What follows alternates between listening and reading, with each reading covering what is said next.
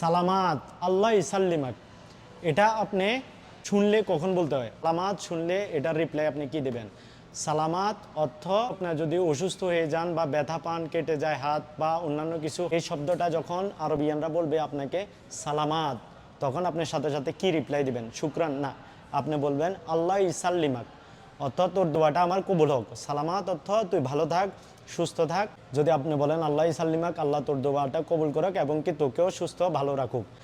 আর আরেকটা ক্ষেত্রে আপনি বলতে পারবেন, যদি আপনি বেশি অসুস্থ হন, যদি হাসপাতালে থাকেন বিছানার মধ্যে, তখন দেখবেন যে আরবিয়ানরা বলবে তাকুম বিস সালামা, তাকুম বিস সালামা, তখন আপনাকে বলতে হবে সেম উত্তরে আল্লাহ ইসাল্লিমাক, অর্থ আপনাকে বলছে যে তাকুম বিস সালামা, পুনরায় আগের মতো তুই সুস্থ হয়ে উঠ, এটাই আমি চাই। আমরা অসুস্থ হয়ে গেলে, মারিদ হয়ে গেলে তারা বেশিরভাগ ক্ষেত্রে এই শব্দগুলো ইউজ করে, সালামাত, সালাম তাক, গিদ্দামাকাল আফিয়া, তাকুম বিস সালামা, অর্থ আগের মতো পুনরায় আবার তুই ভালো হয়ে উঠো, এটাই কাম্য।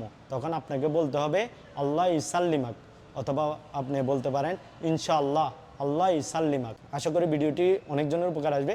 উপকার আসলে অবশ্যই শেয়ার করে আপনার টাইমলাইনে রেখে দেবেন এবং আপনার বন্ধুদের সাথে শেয়ার করবেন। যারা আরও নতুন নতুন ভিডিও পেতে চান, ফলো দিয়ে আমার সাথে থাকুন। ধন্যবাদ সবাইকে। আসসালামু আলাইকুম আ রহমতুল্লাহ, আতিকুম আল্লাহ আফিয়া।